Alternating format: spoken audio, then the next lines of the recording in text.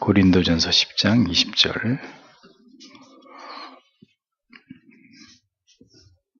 같이 읽겠습니다. 대저 이방인의 제사하는 것은 귀신에게 하는 것이요 하나님께 제사하는 것이 아니니 나는 너희가 귀신과 교제하는 자 되기를 원치 아니하노라. 아멘. 네, 이제 5장을 끝내는 시간인데 이렇게 여쭤보면 너무 어렵다고들 하세요. 기독교 강요 책이 너무 어렵다. 어려워요. 이거 쉽다고 얘기하시는 분은 거짓말 하시는 거예요. 저도 어려워서 거짓말하는 한 10번 정도 읽어요. 물론 과거에 다 읽었던 내용이지만 또다시 또 다른 번역을 가지고 10번 정도 읽으면 감이 와요.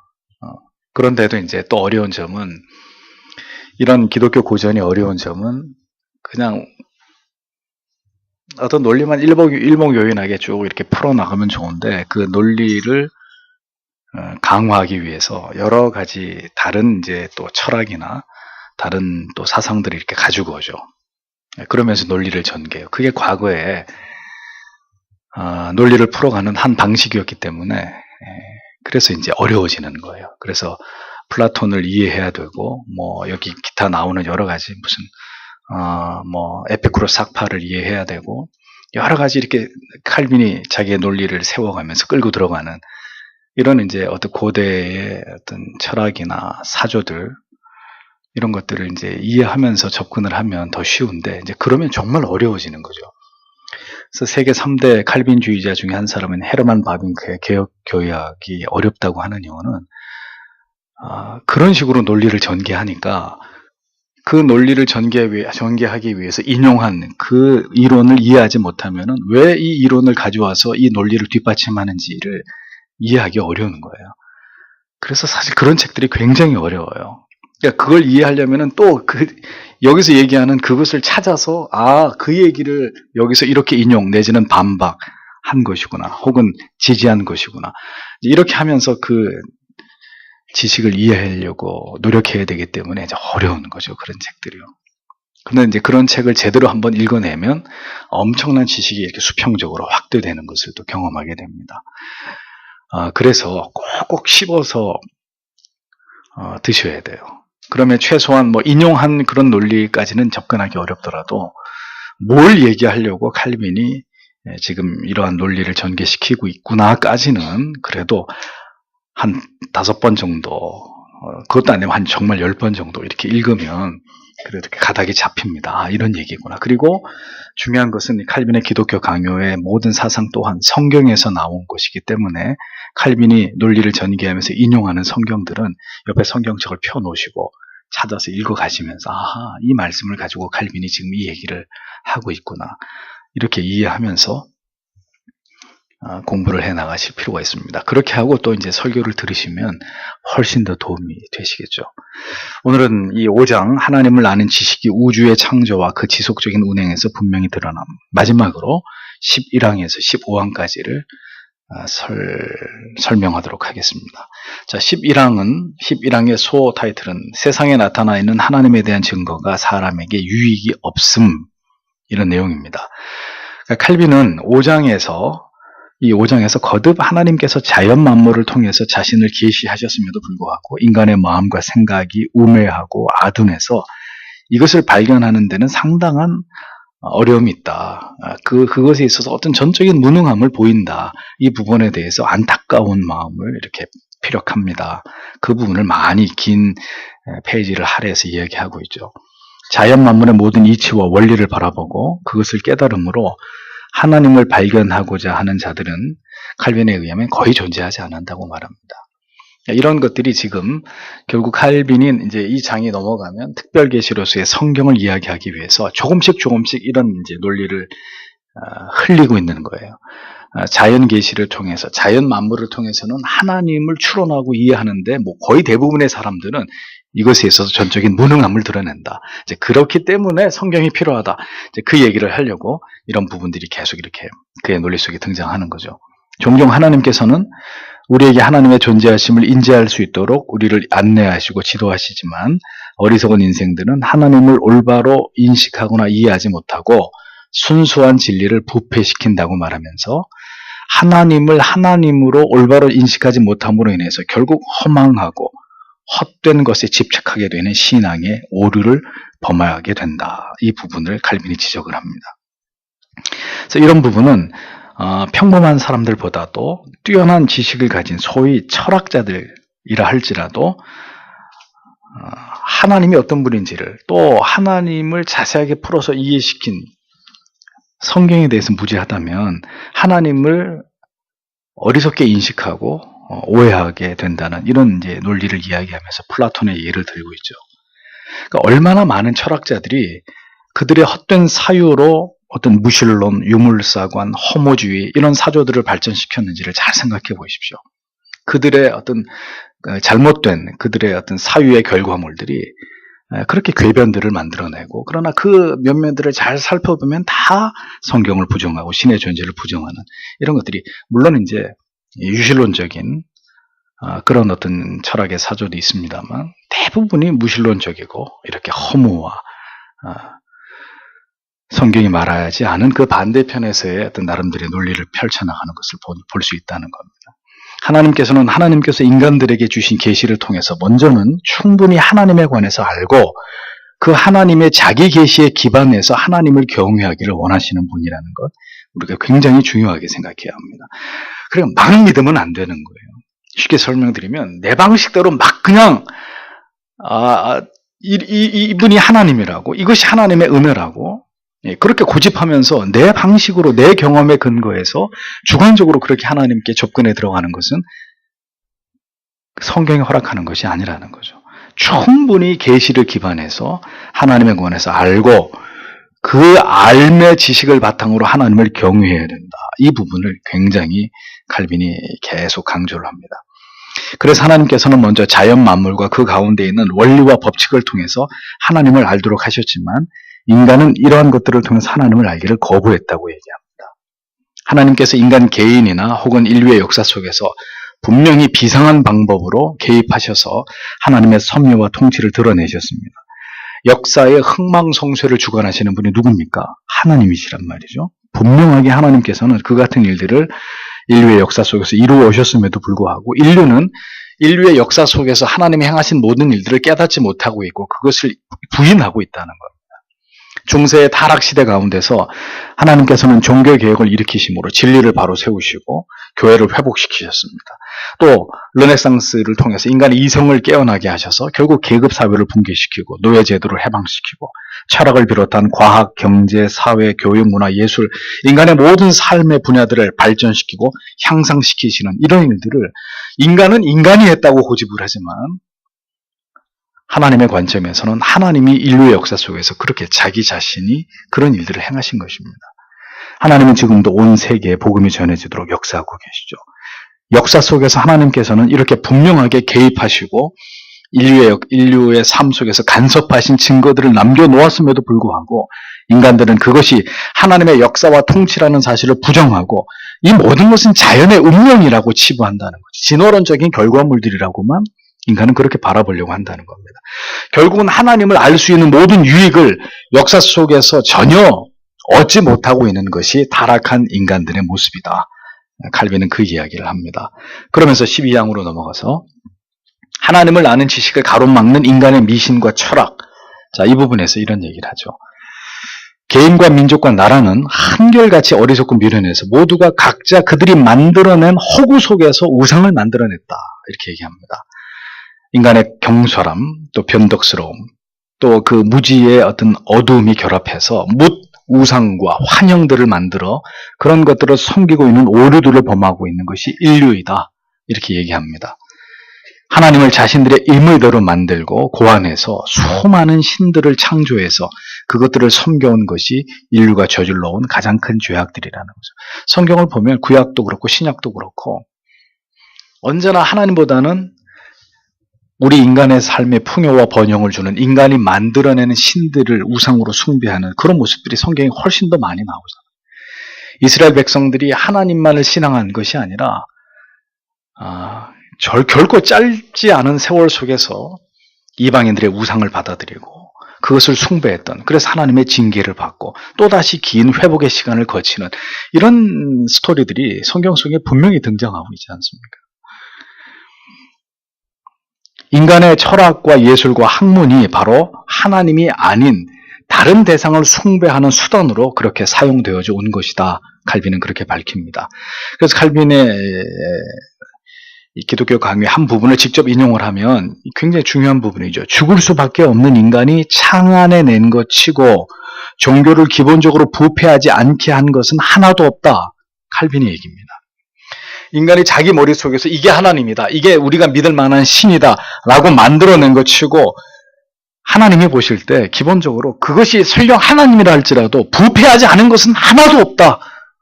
그게 칼빈의 결론입니다. 인간의 우둔하고 맹목적인 어리석음은 이같이 하나님을 올바로 인식하지 못할 뿐더러 하나님을 부정하거나 혹은 하나님을 믿는다고 해도 모두 각자가 어리석은 방식으로 하나님을 추구하는 모습으로 나타날 수밖에 없다고 얘기합니다. 특별 새벽기도 빠지지 않고 어떤 기도 문제를 걸고 특별 새벽기도 기관에 열심히 기도하면 하나님이 그 기도 제목 응답하십니다. 물론 특별 새벽기도 기간에는 반드시 봉투에다가 이렇게 헌금을 이렇게 바치면서 서원 헌금을 바치면서 그렇게 기도하면 그 새벽기도 20일 뭐 다니엘 기도 이런 거 있잖아요. 딱 기도 끝나는 날 하나님이 기적처럼 역사하신다. 이런 얘기들이죠. 이게 미신입니까? 신앙입니까? 도대체 뭡니까? 그래 1000번 기도 그런 거 뭐 땅 밟기 또 연말이 되면 말씀 뽑기 뭐 이런 거 다 그런 거잖아요. 뭐 이제 더 얘기 안 해도 여러분 잘 아실 겁니다. 하나님을 추구함에 있어서 인간 어리석은 본성에 비롯된 방식들은 결국 알지 못하는 신을 숭배하는 결과를 빚고 마는 것을 증명할 뿐이다. 칼빈이 그렇게 얘기합니다. 그래서 현대교회는 이 문화라는 이름으로 결국은 아브라함 카이퍼의 영역 주권을 오해한 나머지 이 세상 문화 속에서도 그리스도의 깃발을 꽂아야 된다 이런 논리로 마구잡이로 교회가 세상 문화를 교회로 유입시키고 끌어들어옴으로 인해서 심각하게 하나님의 거룩을 훼손하고 있는 이런 문제점들을 만들어낸 것입니다. 예배 가운데 신성을 모독하는 참남한 행위들이 벌어지고 있고 문제는 그 모든 행위들이 하나같이 거룩하신 하나님을 위한 경배라는 미명으로 그렇게 행해지고 있고 이것이 마땅히 하나님을 위한 것이라고 확신하고 있다는 점에서 그런 신앙의 문제점이 심각하다는 거예요. 자기들은 하나님을 위해서 한다고 하는 거죠. 자, 이에 관해서는 여러분들에게 이미 누누이 말씀드렸기 때문에 생략하기로 하겠습니다. 13항으로 넘어가면 인간이 만들어낸 그릇된 종교는 오류 가운데서 하나님을 거역함이라고 되어 있습니다. 칼빈은 어리석은 사람들이 모두 각자의 방식을 쫓아서 하나님에 대한 순수한 경외를 변질시키는 모든 행위들을 하나님을 떠나는 것이다. 이렇게 분명히 얘기했습니다. 그러면서 사도 바울이 에베소인들이 하나님을 경외하는 법을 복음을 통해서 올바로 배우기 이전에는 그들의 삶이 모두 하나님 없이 살아온 삶이었을 뿐이듯이 하나님을 알지 못하는 가운데서 인간의 본의를 따라서 행한 모든 신적인 존재에 대한 경배의 행위는 거짓된 것일 뿐이다. 이렇게 설명을 합니다. 그래서 제가 모태신앙자 아닙니까? 그런데도 불구하고 내 신앙이 총체적으로 썩었고 부패했고 내가 지금까지 하나님을 믿어왔던 것이 아니라고 깨달은 것은 신학 공부를 하면서부터였어요. 그래서 어느 날 물론 저는 그 전에 중학교 다닐 때 회심을 경험했지만 정말 신학적 회심. 그래서 저는 어떤 큰 충격을 받으면서 영적으로 제가 크게 어떤 각성되는 그런 경험을 했어요. 그 진리를 딱 깨닫는 순간에 내가 참 하나님을 쓰레기처럼 믿었구나. 그러니까 다시 얘기하면 지금까지는 하나님을 믿은 게 아니었구나. 교회는 열심히 다녔고 어렸을 때부터 부모님을 따라서 그렇게 기독교의 문화 속에서 자랐지만 그건 정말 문화였지 신앙이 아니었구나. 이런 걸 누가 나한테 막 강요를 해서 깨닫게 한 게 아니라 어느 날 진리의 말씀을 접하다가 그게 그냥 깨달아진 거예요. 번개가 머리 이 정수리부터 발바닥까지 이렇게 통과하고 지나간 듯한 이런 어떤 지적인 충격, 깨달음의 충격을 받으면서 빈 껍데기였구나. 오늘까지 내가 교회를 다닌 건 그건 신앙이 아니었구나. 그걸 발견하게 됐다고 제가 여러 번 말씀을 드렸잖아요. 인간의 본의에 따라서 행한 모든 신적 존재에 대한 경배의 행위는 칼빈은 얘기합니다. 거짓이다. 제가 요즘에 다시 청교도의 고전 하나를 또 잡고 붙들고 또 읽고 있는 것이 조셉 얼라인이 쓴 천국애로의 초대라는 책입니다. 두껍지도 않아요. 아는데 다시 한번 또 그것으로 내 영혼을 기경하는 거예요. 여러분들에게도 꼭 추천드리고 싶은 책인데, 하나님을 경외하는 법을 복음을 통해서 올바로 배우기 이전에는 그들이 신자라고 자기 자신을 자부했을지라도 하나님 없이 살아온 자들일 뿐이다. 바울이 에베소 교회 교인들을 정의한 내용입니다. 칼빈은 말하기를, 그러므로 성령께서 인간적인 뜻에 의해 고안된 모든 종교 예식들을 모두 타락한 것이라고 말씀하신 것은 그렇게 놀랄 만한 일이 아니다. 왜냐하면 인간적인 견해는 비록 그것이 언제나 큰 오류를 빚어내지 않는다 할지라도 하늘의 신비에 대하여 반대되는 입장을 취하고 있기 때문이다. 이렇게 말했습니다. 예수 그리스도의 가르침을 인용하면서 어떤 신에게 마땅히 예배드려야 할 것인가를 율법으로부터 가르침을 받지 못한 자들은 모두 죄를 범하는 것이라고 요한복음 4장 22절의 말씀에 이어서 이것을 인용하고 있죠. 그래서 이게 무슨 얘기냐, 직접적으로 말씀드리면 2년 가까이 됐나요? 레위기를 강의한 적이 있습니다. 고스란히 홈페이지에 다 그 내용이 있는데, 그러니까 레위기 제사법에 대한 율법의 가르침, 율법의 정신을 공부하기 전까지는 하나님을 어떻게 예배해야 된다는 것에 대한 지식이 성도들에게는 있을 수 없는 거예요. 하나님이 제사법을 우리에게 주신 것이 지금도 우리가 그럼 하나님 앞에 번제드리고 속죄, 속건제 뭐 이런 거 제사드리라고 우리에게 주신 말씀일까요? 이미 그 시대는 끝이 났습니다. 그럼에도 불구하고 우리가 레위기 말씀을 이해하고 깨달아야 되는 이유는 무엇이냐? 그 속에 그렇게 제사를 드리라는 말이 아니라 그렇게 제사를 드리는 그 정신으로 하나님을 이렇게 예배해야 된다는 진리가 레위기 안에 들어있기 때문이에요. 그러니까 그런 식으로 하나님의 율법을 가지고 와서 이것으로 하나님을 어떻게 신앙할 것인지를 배우면서 하나님을 경배하지 않는다면 우리는 인간이 고안해내는 모든 예외 행위를 통해서 오히려 하나님 앞에 죄를 짓는 것이다. 결국 그 얘기를 하려고 하는 겁니다. 출애굽한 이스라엘 백성들이 모세가 하나님을 뵙기 위해서, 하나님의 계명을 받기 위해서 산으로 올라가고 난 다음에 어떻게 했어요?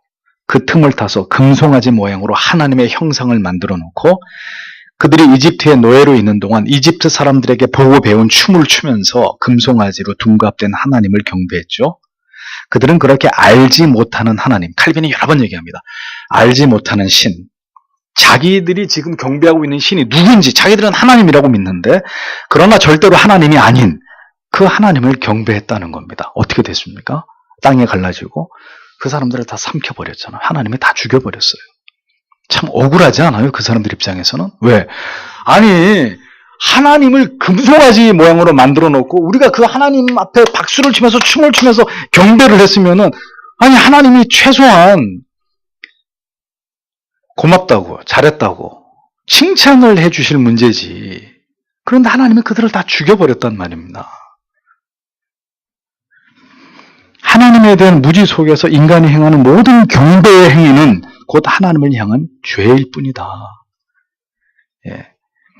그래서 청교도 시대 때 성탄절에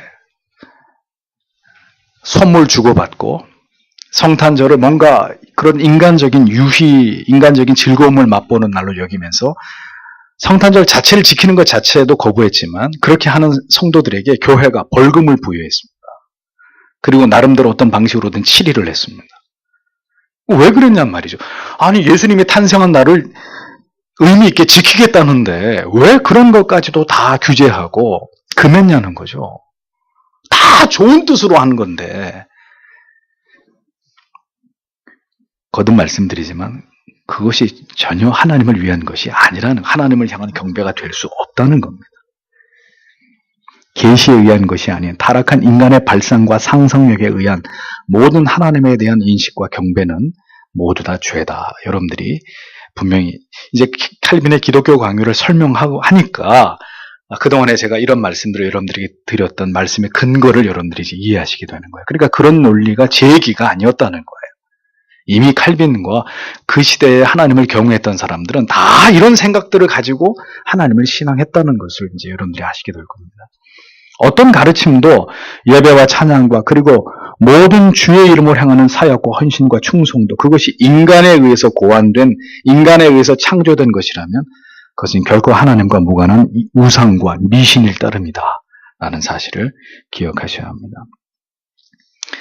그러니까 여러분, 안타까운 일은 뭡니까? 예수를 믿어도 장로교회를 다녀도 이러한 교리에 접근한 경험이 없는 사람들한테는 이런 내용들이 굉장히 생소하고 또 이런 말씀들을 쉽게 받아들일 수도 없을 것이라는 점입니다. 그런 것이 참 안타까운 거죠. 우리가 무엇이든지 새로운 것들, 이른바 새로운 예배, 새로운 찬양, 새로운 어떤 시대에 어울리는 교회 프로그램들, 어떤 문화적인 요소들, 이런 것들에 대해서 교회가 극도의 반감을 갖는 이유는 바로 이 때문입니다. 근거 없는 하나님을 향한 경배의 방식, 그 자체로 이미 신성 모독이 되기 때문에 갈비는 기독교 강요 속에서 충분히 이 부분을 강조하고 또 강조해서 설명하고 있었다는 사실을 기억하실 필요가 있습니다. 14번째 항은 하나님의 영광이 자연에 밝게 나타나 있으나 사람은 자기의 길을 고집함. 계속 이 앞부분에서 계속 좀 이렇게 반복되는 어떤 부분을 계속 집요하게 강조하는 듯한 이런 인상을 받는데 또 얘기합니다. 또다시 여기서 칼빈의 자연계시를 언급하면서 그리고 그 자연계시가 갖는 한계성에 대해서 설명하기를 창조주 하나님의 영광이 온 누리에 두루 비추지만 믿음으로 말미암아 하나님의 내적 계시로 인한 조명을 받을 때에 비로소 우리는 그것에 눈을 뜨고 그것을 볼 수 있다 이렇게 설명을 하죠. 무슨 얘기냐? 아름다운 자연을 보면서 경탄하는 것은 모든 사람들의 공통점입니다. 그러나 하나님 자신을 영혼 가운데 계시해서 믿음을 갖게 한 사람들은 그 자연을 이렇게 바라보고 관조하면서 그 자연의 아름다움만을 보는 것에 그치지 않습니다. 그러니까 이런 거죠. 예수를 안 믿는 사람들은 아주 경치 좋은 이런 산이나 뭐 이런데 바다나 이런데 가면 꼭 뭘 하죠? 술을 먹습니다. 야, 이렇게 경치 좋은 데서 한잔 해야지. 술을 먹든지 삼겹살을 굽든지 생각이 그쪽으로 밖에 가지 않는 거예요. 그런데 하나님의 사람들은 아름답다라는 것에서 그치지 않고 이 아름다운 자연을 지으신 조물주 하나님을 의식하면서 하나님을 경배하려고 하는 그 정서로 마음이 이동한다는 거예요. 이 우주 만물을 하나님이 나를 위해서, 우리를 위해서 지으신 그분의 작품이다. 이렇게 인식한다는 것입니다. 그것이 자연을 바라보는 유실론자와 무실론자의 관점의 차이라는 것이죠. 하나님께서는 분명하게 자연 만물 속에서 하나님의 신성을 드러내셨지만 그것을 인지하고 인지하지 못하고의 차이는 사람의 능력에 달린 것이 아닙니다. 그것을 인식할 수 있는 하나님 편에서의 은혜를 베풀어 주심으로 그 하나님의 은혜가 임했느냐 임하지 않았느냐의 문제에 달려있는 것이라는 거죠.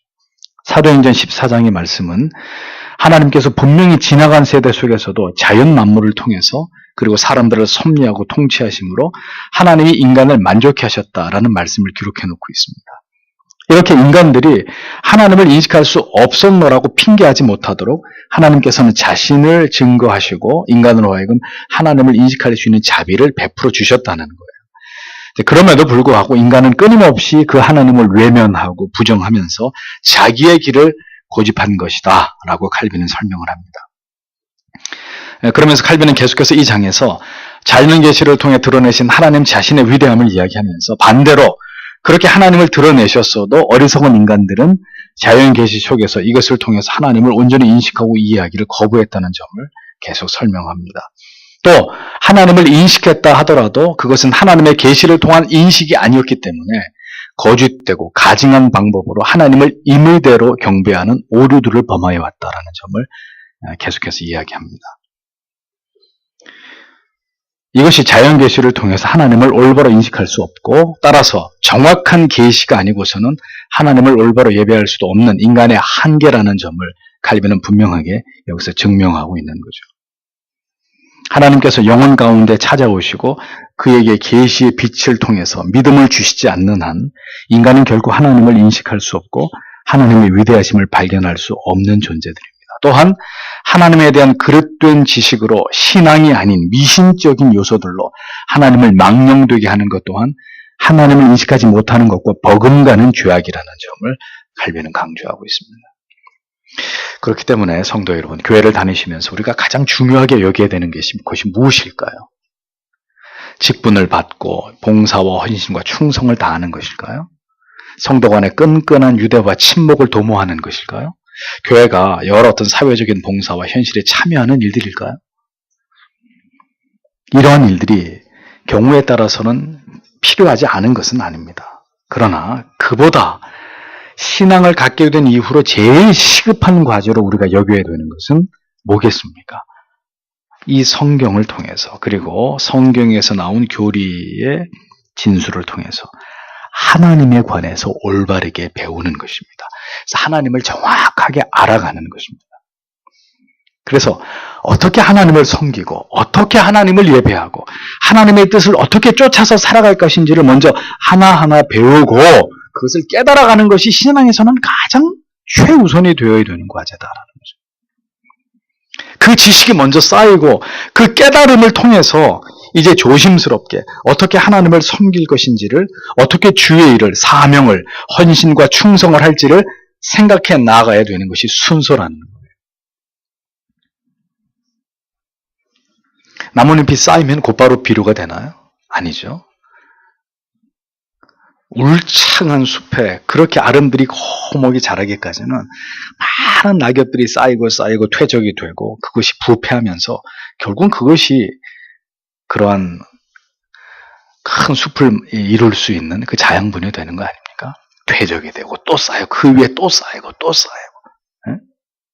그것이 산을, 큰 숲을 만들어내는 근거가 되듯이 그렇게 차곡차곡 먼저는 이 하나님의 진리를 통해서 하나님을 아는 지식이 쌓여져 가야 된다는 겁니다.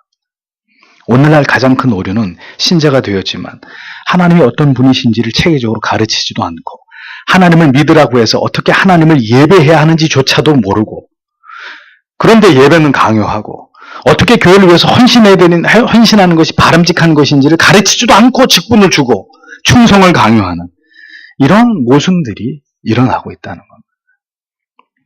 이러한 것들이 성경과 칼빈의 가르침에 따르면 모두 다 합당한 신앙이라고 볼 수 없는 것이라는 거죠.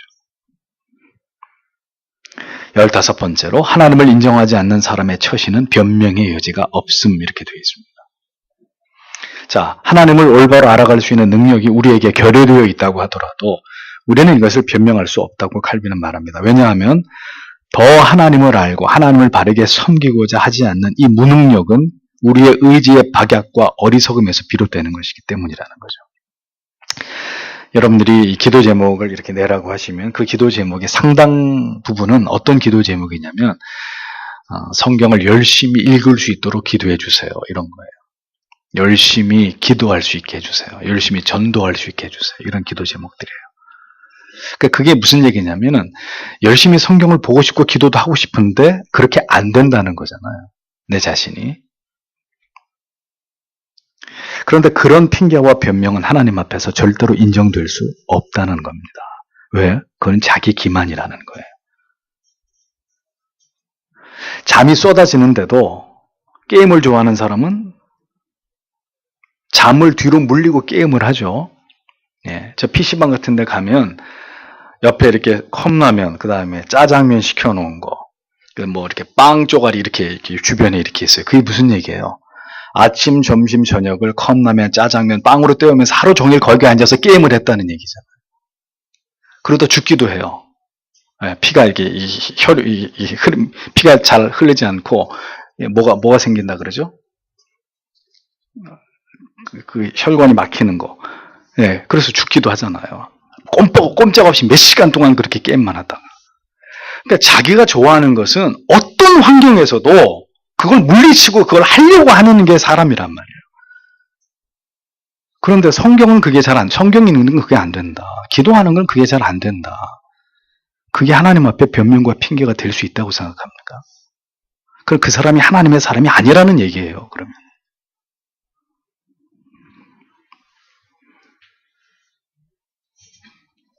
그래, 칼빈이 하는 얘기가 그거예요. 눈과 귀와 이성이 없다면 모를까? 예? 눈도 있고 귀도 있고 이성도 있는데 매사에 하나님의 말씀을 통해서 우리에게 언제나 올바른 길이 무엇인지가 이렇게 제시되고 있는데도 우리가 여전히 우리 자신에 대해서 나태하고 게으른 삶을 살아가면서 자신을 방치하고 방어하게 하는 것은 하나님 앞에서 변명의 여지가 없는 악일 뿐이다. 이렇게 단언하는 거예요. 그 마음속에 두신 하나님을 알 수 있는 그 씨를 부패하게 하고 좋은 열매를 맺지 못하게 하는 그 책임은 하나님께 있는 게 아니라는 겁니다. 전적으로 우리 자신에게 있는 것이다. 칼빈이 분명하게 말하고 있는 거예요. 그러니까 그런 얘기 하지 말라는 거야. 기도를 하고 싶은데 기도가 안 돼요. 성경을 보고 싶은데 근데 나는 지금 TV를 보고 있어요. 그러면 TV를 가서 끄고 방에 가서 성경을 펴야죠. 그게 이성 있는 사람이죠. 마약에 취한 사람이 아니라면. 어리석은 인간들은 자연 계시 속에서 나타내신 하나님의 신성에 대해서 충분히 가르침을 받지 못하고 결국은 그 속에서 참되신 하나님을 올바로 인식하지 못함으로 인해서 인간 자신의 내면에서 비롯된 꿈과 환상을 더 내세워서 하나님께 돌려드려야 될 의와 지혜와 선과 능력에 대한 찬양을 하나님께로부터 분리시켰다. 그러니까 그렇게 진지함을 가지고 하나님을 추구하려고 하는 마음 자체가 인간들에게 없다는 얘기를 하는 거예요. 하나님은 여전히 우리를 위해 일하시지만 어리석은 인간들은 하나님께 돌려야 될 영광과 찬송을 여전히 거부하고 있다. 이렇게 얘기를 합니다. 우리의 삶에서 우리가 무엇이 경건인지를 알고도 그 경건을 행하지 않는 것이 다 여기에 해당되는 하나님을 돌려 세워놓고 그냥 하나님은 교회 가서 주일날 예배 드릴 때만 잠시 필요한 것이고 내 삶의 현장에서는 그냥 하나님을 모른 척하고 살아가는 하나님을 기꺼이 돌려 세워놓고 하나님께 돌려야 될 영광과 찬송을 다 나에게 내 육신에게 내 즐거움에게 바치고 있는 거라는 거예요. 이것이 자연계시 아래서 하나님을 온전히 인식할 수 없는 어리석고 무지한 인간들의 한계라는 것을 칼빈이 적나라하게 보여주고 있습니다.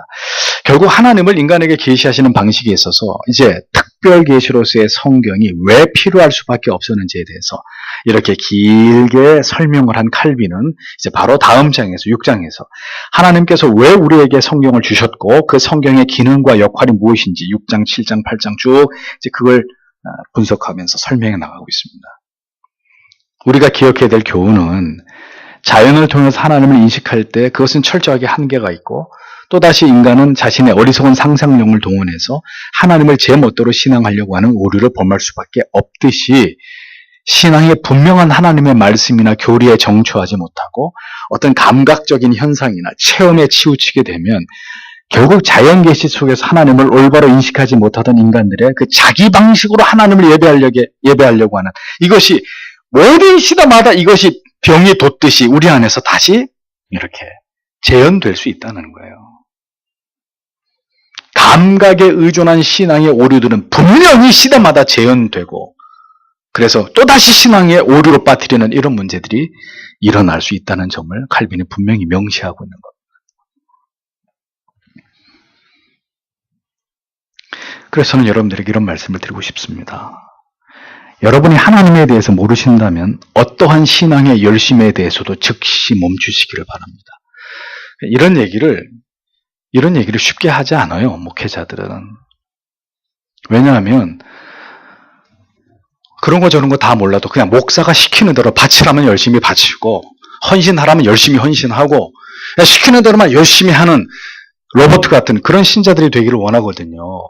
그러니까 다 그만두고 하나님에 대해서 모르면 다 그만두고 하나님을 제대로 배우십시오.